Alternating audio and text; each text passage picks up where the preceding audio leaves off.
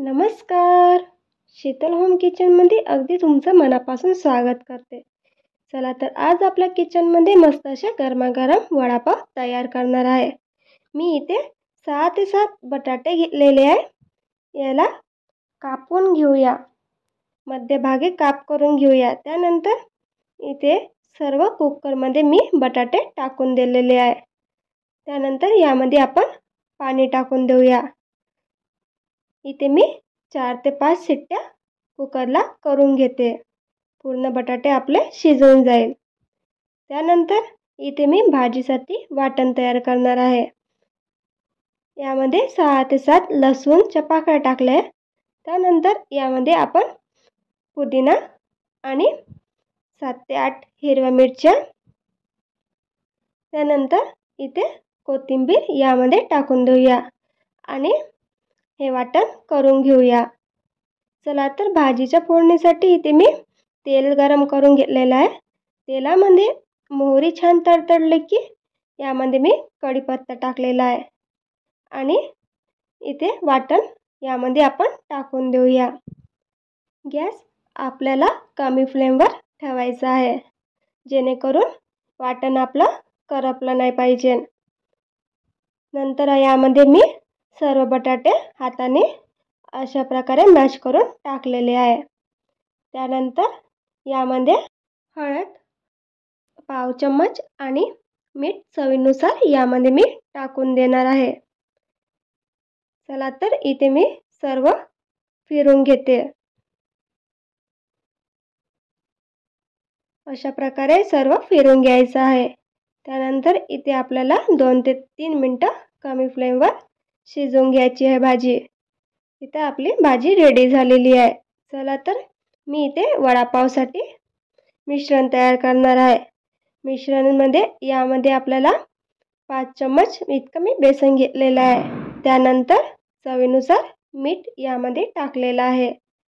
त्यानंतर थोडं पाणी टाकून मिश्रण छान सैल करून घेऊया. इथे आपल्याला छान मिश्रण तयार करून घ्यायचं आहे. सतत अशा प्रकारे फिरून इथे गठोड्या नाही राहायला पाहिजे. त्यामुळे मी इथे अशा प्रकारे मिश्रण आपल्याला तयार करायचं आहे. चला तर इथे मी भाजी एका प्लेटात काढून घेतली होती थंड व्हायला. त्यानंतर हे भाजी आपली थंड झालेली आहे. त्यानंतर थोड्या हातात गोळे घेऊन मी अशा प्रकारे वडापावचा शेप देणार आहे. अशा प्रकारे आपल्याला वडापावचा शेप द्यायचा आहे.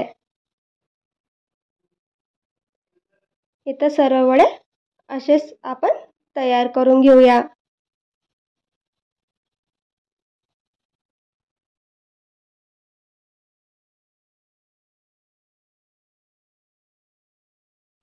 चला इथे सर्व वडे मी तयार करून घेतलेले आहे. त्यानंतर गॅसवर मी इथे तेल गरम करायला ठेवलेलं होतं. मी यामध्ये थोडंसं मिश्रण टाकून बघते की तेल गरम झालं की नाही. आपलं तेल छान गरम झालेलं आहे. त्यानंतर एक वडा घेऊन बेसनच्या मिश्रणामध्ये टाकून छान आपण तेलात सोडून देऊया. त्यानंतर मी दुसरा पण यामध्ये वडा सोडून देते.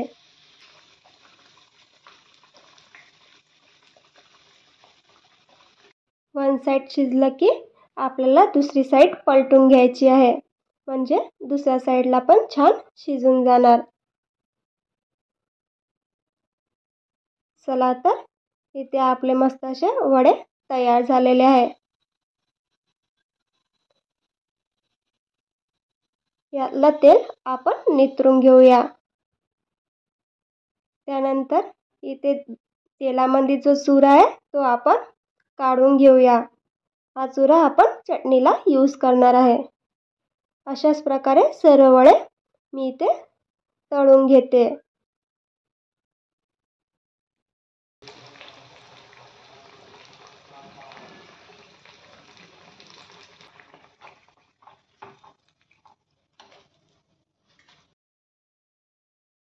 चला आपण आता चटणी तयार करायला घेऊया. मिक्सरच्या भांड्यात मी इथे बेसनचा चुरा यामध्ये टाकून दिलेला आहे. त्यानंतर इथे मी अर्धा पाव तुकडे करून यामध्ये टाकलेला आहे. इथे 4 ते 5 लसूण टाकलेला आहे. त्यानंतर इथे आपल्याला 1 चम्मच इतकं लाल तिखट टाकायचं आहे आणि अर्धा चम्मच इतकं मी मीठ टाकलेलं आहे. आपण हे वाटण करून घेऊया. त्यानंतर अशा प्रकारे आपली चटणी तयार झालेली आहे.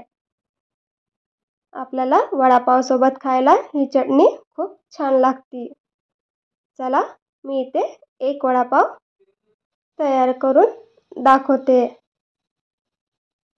मी इथे एका पावचा मध्यभाग करून घेतलेला आहे. त्यानंतर यावरती आपण लाल चटणी टाकून देऊया.